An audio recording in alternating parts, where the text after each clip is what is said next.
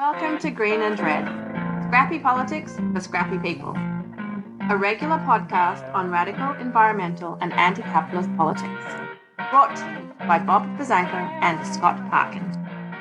Welcome to the silky smooth sounds of the Green and Red podcast. I'm your co-host Scott Parkin in Berkeley, California today, and as always, I am joined by Bob Bazanko, and I'm in Ohio. Yeah. And so today one thing I'll start off with is May 24th is the 34th anniversary of the bombing of Judy Bari, Earth Firster, environmental and labor organizer and activist in Oakland, California.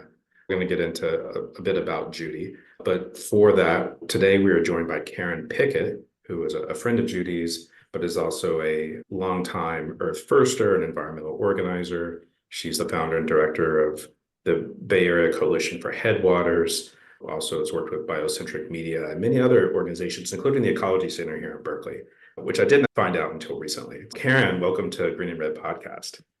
Thank you. Good to be here. Yeah. And maybe we can just start off with a little bit, maybe just tell us about yourself a little bit and how you got involved with environmental work and Earth First, and then what led you to some of these campaigns that we saw in the 80s and 90s and even today. It was a long time ago that I first got involved. So I guess I have somewhere over 40 years in the grassroots environmental and social justice movement at this point. So I got involved in the 70s, and actually that's when I first started working for the Ecology Center. And come to California from East Coast, and I was looking for my place and my path. I thought initially that I was going to move up into the mountains and live with wood heat and without electricity as one of those back to the landers.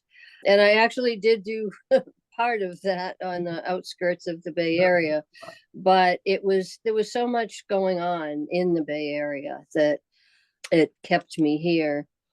And I was involved with a lot of different environmental issues. And then in the early 80s, I, by happenstance, ran into Earth First. And that was a pretty big corner that I turned in my life, because I hadn't heard about Earth First. It was really in its infancy then. It was just a tiny little organization of a handful of people.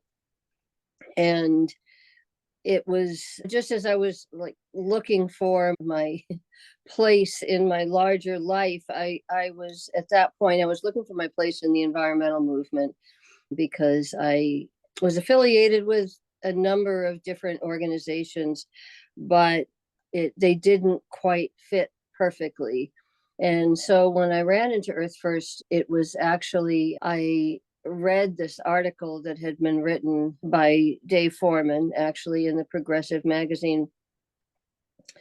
And it was explaining why these people were moved to form a new organization, because the people who were the founders of Earth First were all involved in mainstream environmental organizations. And in explaining why there was a need for a new environmental organization, the complaint was that all of the DC-based mainstream groups were all about compromise. That's why they were in Washington, DC, because they came up with the compromise that then Congress could pick up on. And the feeling amongst a small group of people was that way too many compromises had already happened. But part of the heart of this written piece as well was an explanation of biocentrism. And sounds corny, but I had an epiphany when I read that, because I realized that this is my place, but this is my philosophy and, in fact, spiritual belief. And I hadn't had a name for it, and I had never discussed approaching things in that way. So that's when I jumped into Earth First with both feet, and that was in the early 80s. And it's really been my principal affiliation since then. And because there were direct action campaigns in areas, not just forest areas, also mining sites and that sort of thing, but In the West, it was mostly looking at the situation of overlogging in the Pacific Northwest. So that's where my energy and interest migrated to. And then when I later formed Bay Area Coalition for Headwaters and got involved in the Headwaters Forest Campaign, that was path that I chose, is to work on these issues, not necessarily in my neighborhood, although there have been some, but primarily forest on the north coast of California and elsewhere. There have been big campaigns like the Cove Mallard campaign in Idaho that went on for years, and I was pretty involved with that. Here I am still doing it. And with Judy Barry, Judy got involved in Earth First also around the same kind of period, maybe a little bit later in the later 80s. And she's very much known as making alliances between environmentalists and labor, and also reaching out to mill workers and loggers around the issue of the redwoods. I'm wondering if you could talk a little bit about Judy and some of her work, just to lay it out for what we'll also be talking about a little bit later in the show. Yeah, I met Judy. She had just run into Earth First herself, and it was in the late 80s. It was 1988, actually. And she was excited by Earth First because of the boldness of the organization, because of the no compromise stance and focus on direct action, and also the biocentrism, which was a different spin. And she hadn't really been involved in environmental issues prior to that, although she had been involved in labor issues, as you say. She organized several strikes with the grocery workers, with the postal workers, some of that work before she moved to California, and was also involved with the solidarity movement for Nicaragua. And she had run into Earth First people and the campaigns at the Mendocino Environmental Center, which is not just an environmental center, but a community hub. But she fast-tracked her involvement. She got very involved right away. And it may have been partly because the Headwaters Forest Campaign was just barely starting at that time. We had discovered the Headwaters Grove, which was the largest chunk of untouched old growth redwoods in the forest, in these 200,000 acres owned by Pacific Lumber.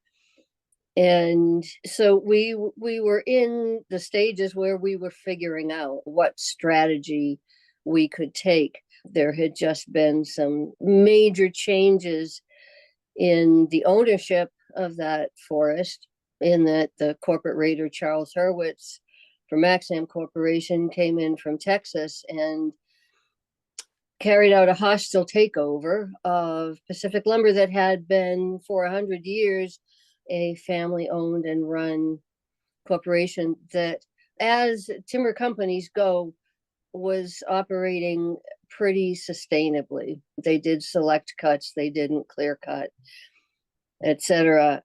I think it looked on the horizon like it could be turn into a fairly large and exciting campaign. At least I would speculate that's one of the things that Judy saw. And also it was a pretty rowdy, fun group of people, Earth Firsters in Northern California, and that fit Judy's bill, I think, because she was a musician, and using music in one's activism really appealed to her. And she's also one of the funniest people that I've ever met, even in the face of dire circumstances. And that kind of fit in with the group of people that she ran into. Got pretty involved in the forest campaign right away. And one of the things that she saw immediately, because of her labor background and because of her not so much her background and the work she had done, but her analysis. And what she saw was a non-unionized workforce of all of the timber companies in Northern California, and essentially an environmental movement that had righteous goals and was developing some pretty good strategies, was not really focused enough on the corporations. And it was the people logging the forest out there were the enemy. People didn't really think about it that simplistically, but often that's what it got boiled down to. And there was a lot of animosity between the timber workers and the environmentalists, of course, helped along by the propaganda that the timber industry was putting out and creating this dichotomy of jobs versus the environment. And they convinced the timber workers that's what was going on here. And so Judy thought that she had something to contribute, and she certainly did have something to contribute, which was her analysis. And so she really caused a major shift in Earth First and other parts of the environmental movement in general. And also part of her analysis was looking at, her background was, she was very well read and spoken about issues of socialism, and I think at one point she considered herself a Marxist, but then the analysis that she started talking about was the fact that that analysis leaves a lot out, because Marx would have the spoils of the destruction of the earth divided equitably amongst the people. And the notion that all profit derives from labor, not even the other side, or the other part of that is that all profit, yes, derives from labor and also from the earth's resources. And so she was challenging the socialists who were in her political circles as well. But it was something that she brought to Earth First that, as I said, really caused a major shift and caused changes in Earth First. It attracted people to Earth First, but it also sent people away. But that's what evolution is, right? It's constant change. I don't know if Bob has a question. Or my other question is, you're talking about her bringing this analysis, which I've seen in some places called class struggle environmentalism, to Earth First. But then she was also applying that to her sort of reaching out and organizing with workers on the other side. And I'm wondering how that was received. And part of the story that's told is that the power holders, the corporate power holders, really didn't like that. And that's partially why there was such a fierce backlash against Judy and Earth First at the time. Yes, that's the feeling. Without the benefit of having the bombing case solved so that we know who planted the bomb in Judy's car, we can only speculate the motivations behind it. But it's at the same time, I think that things are pretty clear in terms of why she was posing a threat, because it wasn't just espousing this philosophy. Within the activist movement, she was doing workshops on a regular basis so that when people went out in the woods, what she was doing the workshops about was how to talk to a logger. And it sounds very simple, but it's not. It's a different language. It's a different culture. And it's easy when people are going out to save the trees to see somebody with a huge chainsaw with a 2.5 foot long bar cutting down an old growth tree, to see that person as the enemy. And that ends up in confrontation. It ends up in violence, and it doesn't end up with an effective campaign that really challenges the whole operation. She was teaching these workshops within the activist community, but then she was also organizing a local of IWW, the Industrial Workers of the World, and it ended up being called IWW Earth First Local Number 1, and it was on the coast. And initially she organized it. She was working as a carpenter when she first got involved in Earth First and in her early days. And she formed this local with another friend who was a childcare worker, and just to get it off the ground, to have some people. And then she started seeking out conversations with both loggers and mill workers, and she seemed to get more of an ear with the mill workers. And particularly after she took some action, there was a Georgia Pacific mill on the coast in the Fort Bragg area. And as I said, these workforces were non-unionized, so they had pretty crappy working conditions. And in the mill in Fort Bragg, there was a PCB spill, and it was in this transformer thing in the ceiling, and basically it sprayed all these workers with this toxic chemical. And the company wasn't doing anything about it, and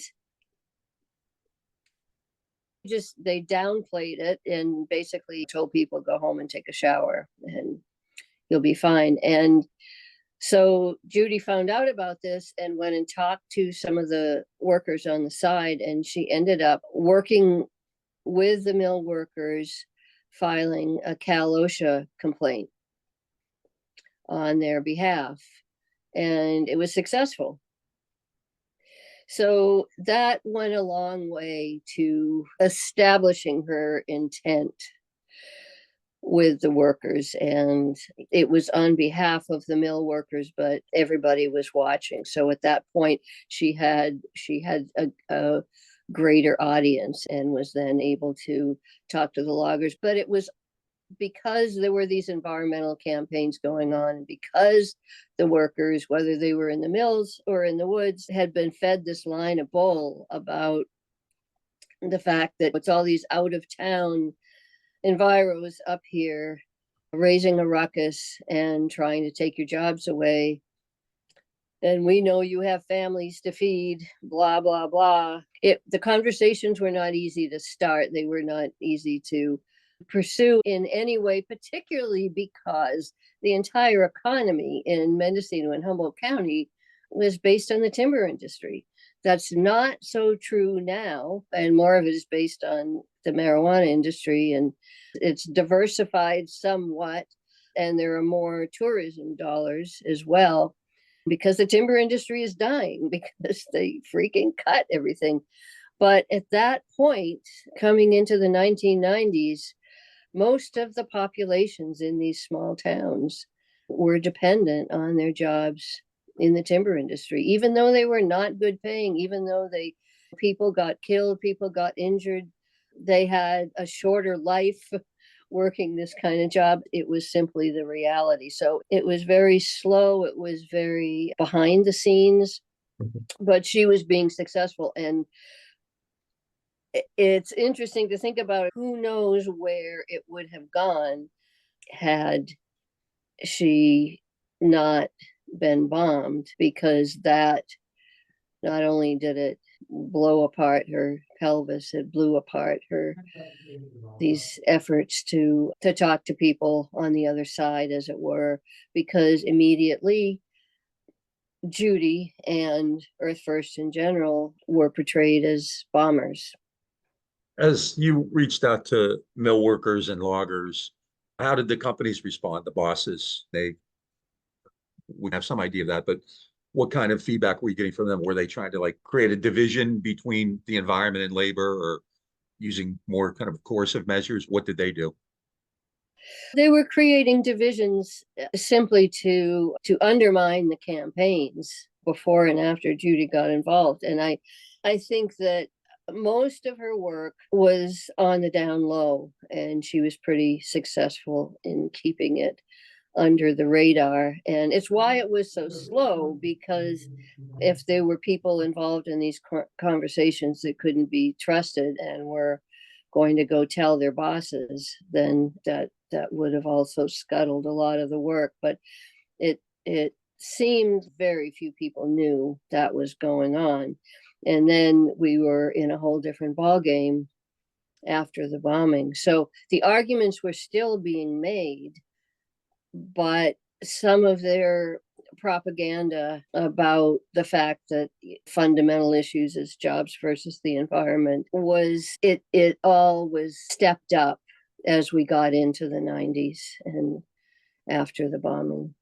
So yes, it was less effective because their propaganda was very effective. And they even brought in the big PR firms like Hill and Knowlton and got to the stage where they were, this is like further along after the bombing, but during Redwood Summer, when they were really trying to stop Redwood Summer in 1990, they were writing phony press releases that had Earth First up at the top and saying things like, we're going to come up and wreak havoc in the woods and we're going to have a good old time. And they would distribute those press releases, not to the media, but they would distribute them in laundromats around these rural counties. And of course, they also did the media. So their propaganda campaign was very much stepped up. Go ahead, Bob. Earth First gets started, you said one of the main reasons because you saw too much compromise, no compromise in defense of Mother Earth. How did other environmental groups respond to what you were doing in Northern California, the kind of more mainstream ones, more kind of the compromisers? It was a mixed bag, as with every issue. And the Headwaters campaign itself went on for 20 years, and it started out and remained very grassroots. And in fact, when it started out, it was essentially Earth First carrying out direct action, and EPIC, the Environmental Protection Information Center, which is based up in Humboldt County, which is a group that does litigation on environmental issues, mostly forest issues, mostly forest and species issues, and is a pretty small organization. It was these two organizations, and then we grew an actual coalition, but the other groups in our coalition were the grassroots groups that were on the North Coast. And we had allies like IWW. And there were, I would say that there were representatives from some mainstream groups. There was a woman who was part of our Headwaters Coalition who was very active and very valuable, knew forest law in and out. But she was there on behalf of the Sierra Club chapter. We did not have Sierra Club National, nor did we have Friends of the Earth or these other groups. But some of the people involved in those organizations saw what was happening and were supportive in ways that they could be. And when asked their opinion by the media, sometimes they were so afraid of the direct action, which was not as widespread as it is today. That makes a difference, is that it was seen as extremist, not only by our enemies and opponents, but by some of our potential allies. And so they would either dismiss the work as ineffective or somehow try and say they're intended and they're doing their part, but this is what we're doing. There were some exceptions. There are things that we couldn't say then that we can say now, because some of the bigger groups that did help did not want it public at the time. But for example, Greenpeace was very supportive, and they gave us gear. They helped us raise money. They were great. And we met with them regularly, and they figured out where to put it in their budget so that it all came out clean in the wash. And of course, Rainforest Action Network as well was supportive. And Try not to be compromisers too much. yeah, yeah. And there's people like Rand that that dare to say these things in public, but at the time there were damn few that would even give verbal support. One question I have, because I think it's an important thing for you to give us a little bit of a background and context on leading up to what happens on May 24th in 1990 is Redwood Summer. And Redwood Summer is this, it's going to be a mass action in the force. It's playing off of Mississippi Summer from the mid 60s, but it's going to be this sort of campaign, the summer of mass civil disobedience. It's what Judi and Darryl Cherney were going around to promote when the bomb went off. But could you just give us a little bit more background on Redwood Summer? Yeah, and it was essentially Judy's brainchild. She says that somebody brought the seed of the idea to her, but once it came out of her brain, it was much more fully developed. And we quickly shifted from, it was originally called Mississippi Summer in the California Redwoods, but that using that name took too much explaining to avoid people feeling like we were co-opting the civil rights movement. And in fact, it was a discussion as part of our mini strategy discussions on how we would start it and how we would organize for it and how we would get people there. It was that example that was brought up, and with respect to the civil rights movement, looking at Mississippi Summer, the fact that all of these atrocities being the result of racism in the South were going on basically invisible to so much of the country. The media wasn't picking up on it. People were ignoring it. And so people in the civil rights movement hit on this idea that a way to make it more visible was to organize the college students to go down there for the summer.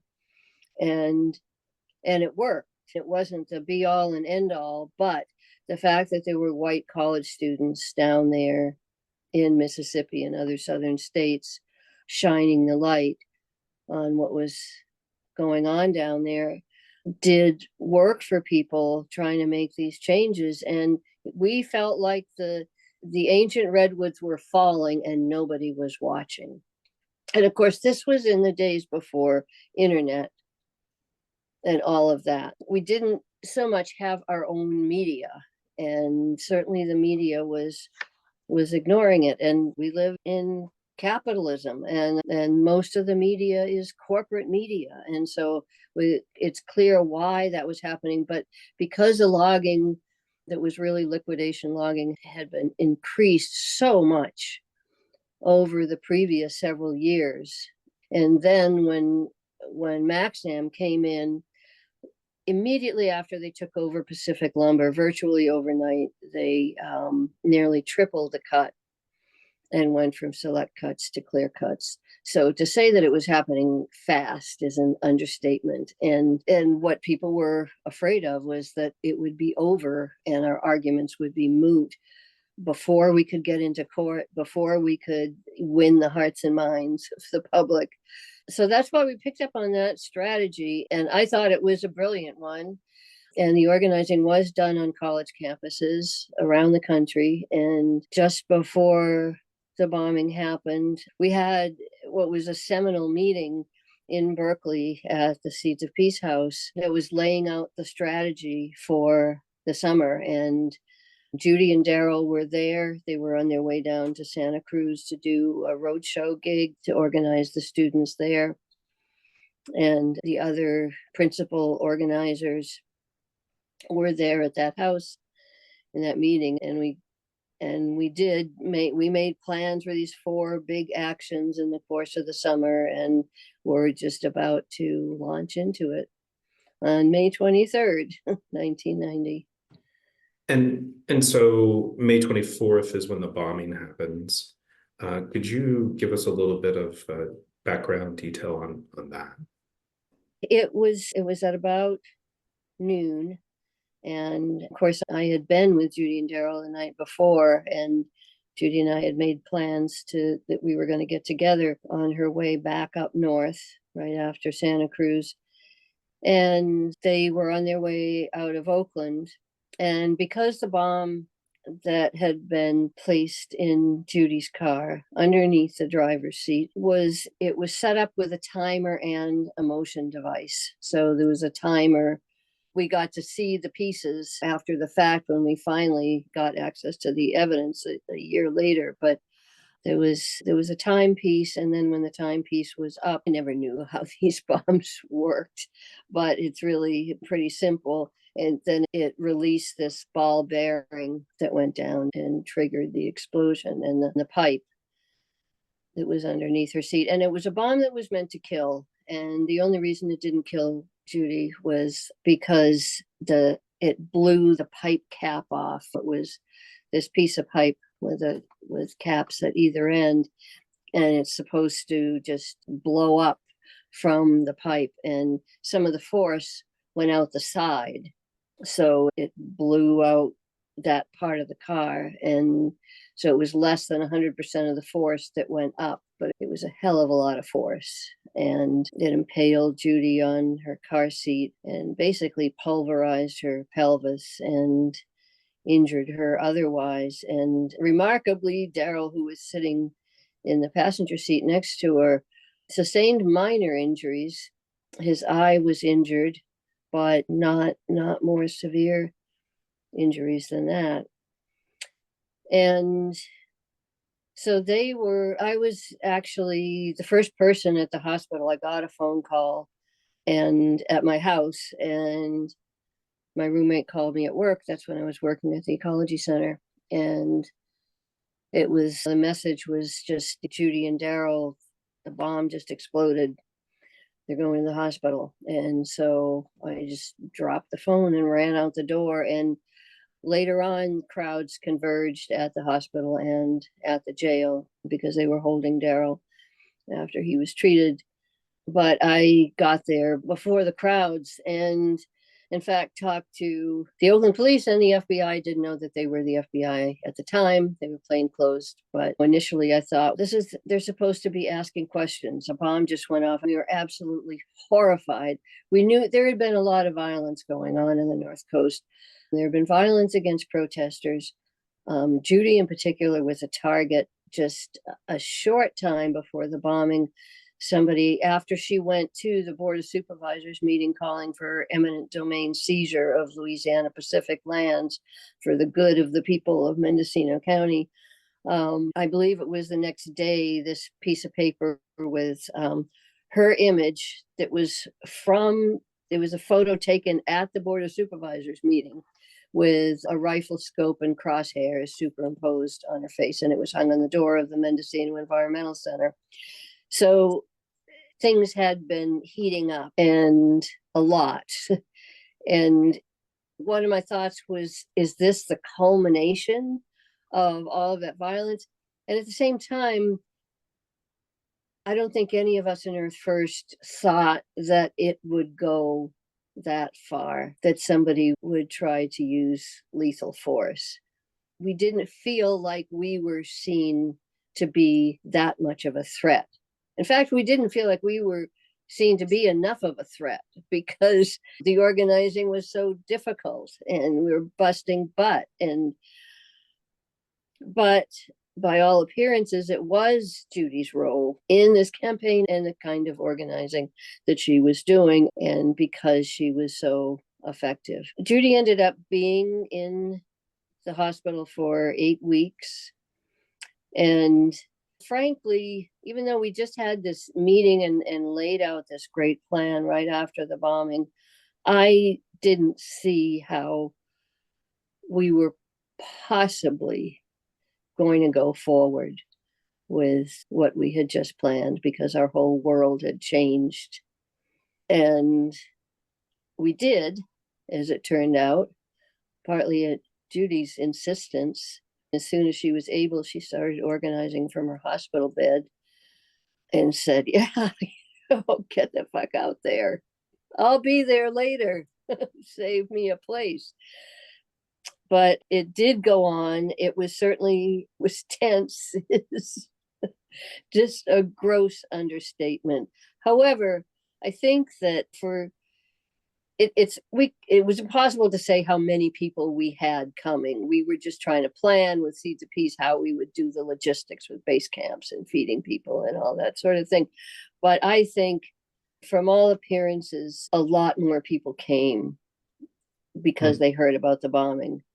Of course, it's not something that you would ever stage, although that's one of the things that the FBI said was because they blamed Judy and Darryl for carrying their own bomb.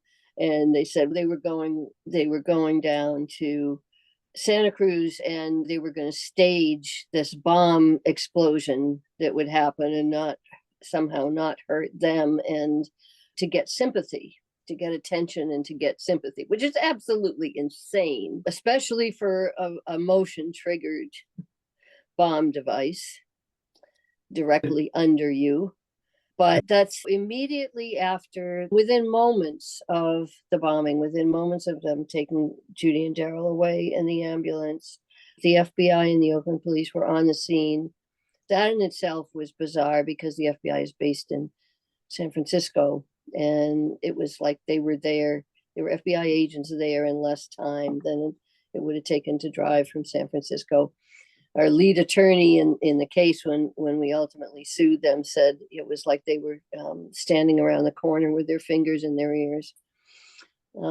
And they immediately said, these people are terrorists. We know about these people.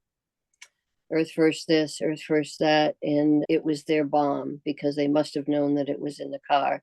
And so they charged them with carrying explosives. They charged Darryl right away, and they held him for a couple days, and we had to raise an astronomical bail. And they charged Judy as soon as she came into consciousness. There was a frigging cop at the corner of her bed. And with the charges, how long did that legal process play out? Did they eventually drop the charges or never charged? The DA never charged? Yes. Yeah, the DA did not follow through. It was a couple months. It was well into the summer. And so in the meantime, the fact that didn't stop Redwood Summer is also a miracle because I ended up, instead of going up to Redwood Summer and running around in the woods, well, I was down here for Judy because I was at the hospital every day, but I also had to jump into major media work, essentially doing damage control because of their accusations. They were banner headlines in the paper almost every single day, and would be about the bombers who these people were, and the fact that they had this history, which they didn't have that history, and pretty serious damage control because there was no truth to what they were saying, but the media just ate it up readily. So once the story had been planted, the story got hold, even once the charges were withdrawn. But in any event, Redwood Summer did go on in the rest of the campaigns. But we saw very quickly, too, that this was not just an attack on Earth First. This was COINTELPRO type of tactics. Right. And so one of the first press conferences that we had that addressed the charge, addressed what had happened. Of course, we couldn't point the finger at anybody, but we knew it was because of the organizing, and also to challenge the charges. That press conference, we invited representatives from the Black Panthers and the American Indian Movement and a couple of other organizations, but focused on organizations that had suffered COINTELPRO campaigns, and worse than the bombing, because COINTELPRO tactics get lethal, and they did with AIM and they did with the Black Panthers. So it was important to to widen the story and make that point. And that was also just a whole dawning awareness of what had just happened and how we needed to look at it was also a turning point to Earth First, because it was that the beginning of our intersectionality in that part of the environmental movement, maybe because the recognition of our comrades was instantaneous. But there was a film that came out about 10, 12 years ago called Who Bombed Judy Barry, which kind of tells this whole story. But I'm curious, what does the FBI say now? Judy passed away. Yeah, nothing. Okay. Yeah, Judy's family took them to court, and Darryl took them to court, and they won in 2002. Yes. Yeah. And that court case is so very important, but because it's fairly unprecedented to actually get to a win, because as I'm sure it's so hard to sue the cops, any brand of cops, but especially the FBI. And because they have their qualified immunity, and it's very difficult to break through that. And when the lawsuit was filed in 1991, it had to be filed within a year. It took 12 years to get into court. There were so many challenges by the FBI and OPD for dismissal, and just challenges on all levels. But it prevailed, and then we won, which was amazing, because it was a civil suit. It was about constitutional rights, First Amendment rights, and civil rights of illegal search and seizure and false arrest. But the First Amendment rights violations was about the smear campaign that they conducted against Judy and Darryl and against Earth First. I'm sorry, I lost the thread of what we were talking about before I switched to the lawsuit. That's what I was wanting to get at, just like how the FBI responded more. They closed the case, not that long after, and how they responded. When the day of the bombing, when I was at the hospital, they ended up taking me down to the Oakland police station before other people got there, and against my will, I might add. And the one thing I had refused to talk to them, because while initially I said, yeah, you better ask everybody questions and find out what just happened out there on Park Boulevard, they quickly started asking me personal questions. And are you kidding? My friend was just almost killed. And what would it matter? The date I was born. But the one thing that I did say to them was, especially to OPD, I said, look, you guys operate down here. I don't expect that what's been going on in the counties in Northern California. But our campaign up there has been met with increasing violence that has gotten worse and worse. And if this is the culmination of that, then that's where you need to look, and very quickly, before trails get cold. And of course they didn't. They never conducted any kind of investigation. When they closed the case, they had done nothing up to that point except point the finger at Earth First and Judy and Darryl.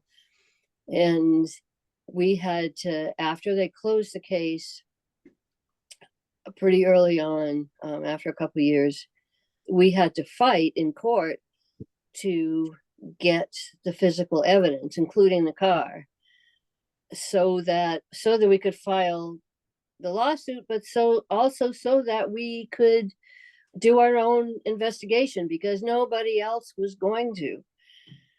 And it was a minor miracle that they hadn't destroyed all the evidence. Some of the evidence was destroyed, but we did get a lot of it. And so that's how we were able to build the case. And our investigation still, we had formed a wobbly bureau of investigation because they were certainly in on it in the early days. But that's one of the reasons why we mark the date and time and location of the bombing every year, is because the bomber's never been found. And somebody out there knows the story. Right. I've noticed we're getting near the end of our time. And I have one last question. I don't know if Bob has any other questions. Probably the same one you do. Yeah, my last question is about Friday, about Judy Barry Day. You just referenced it for a moment. I also didn't know this until recently, that the Judy Barry Day was made official by the city of Oakland in maybe 2003. Isn't that amazing? Yeah, it is pretty amazing. After we sued them. Yeah. But what can you tell us about Judy Barry Day on the coming up on this Friday? It's different every year, and it's an ad hoc thing in a way. And I usually organize it. It's just something that I decided was important to do on a yearly basis, since shortly after, some years after the bombing. And so we gather at the spot, which is on Park Boulevard, right outside of Oakland High School. It's at about East 34th Street. It's right after Park Boulevard crosses MacArthur, quite near that intersection. And so that's the spot, and the time is noon. We gather at about 11:30. And sometimes there's a lot of people there. Sometimes there's music. Sometimes there's street murals. Sometimes there's just a handful of people. And it's a speak out, because it's a forum for people to talk about related or unrelated issues that are on their mind. And I always see it as a memory against forgetting, because we're bombarded constantly by things happening, and one event will just sweep away what just happened. And I think it's important to hold on to some threads, and to not so much, it's not a memorial for Judy. It honors Judy, but for what she brought to the movement. But it's more about how we stand up to that kind of repression and police powers and the corporations completely destroying the planet, and how we fight back. And I saw in the piece you've been sending around advertising it, is how Judy stood up to imperialism in Nicaragua, and the event will also be standing with people in Gaza and Palestine. Yes. There's always parallels to draw if you look for them, that can help us remember how strong we can be and how bold we can be, even in the face of what we're facing every single day. I'm going to wrap it on that, because I think that's a good note to end on. I want to thank you for joining us today, Karen. Very honored to have you talk about this today. And also thank you for all the work you've done over the last 40 years. Thank you, Scott and Bob. And I hope to see people on Friday. Come on out. Yep. Folks, you've been listening to Karen Pickett with Earth First, talking about Judy Barry and Judy Barry Day. If you like and we'll share in the show notes information about that if you're in the Bay Area. We'll share it on our social media. And also, if you like what you're hearing on Green and Red Podcast, check us out on Facebook, Instagram, and Twitter. Hit subscribe on YouTube. Or if you want to make a donation, go to greenandredpodcast.org and hit that support button, or become a patron at patreon.com/greenredpodcast. And everyone else out there, make trouble and misbehave. And we'll talk to you again soon.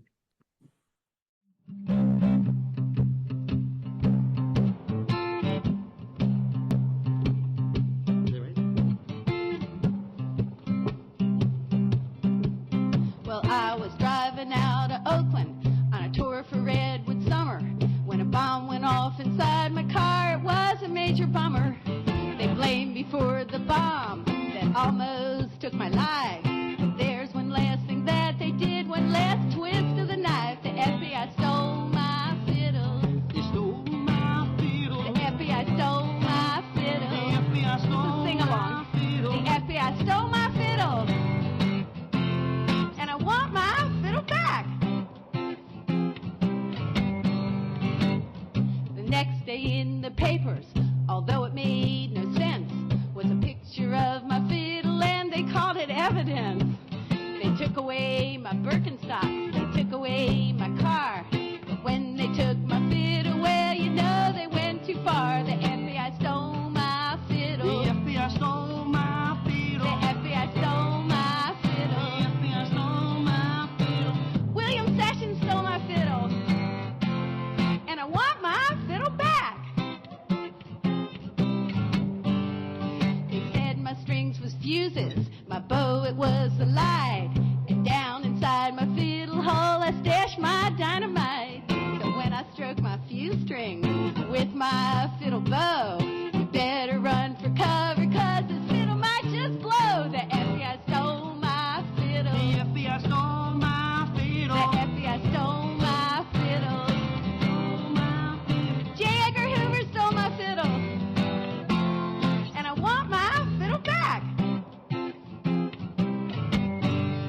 Well, Special Agent Richard Held is the man behind the show.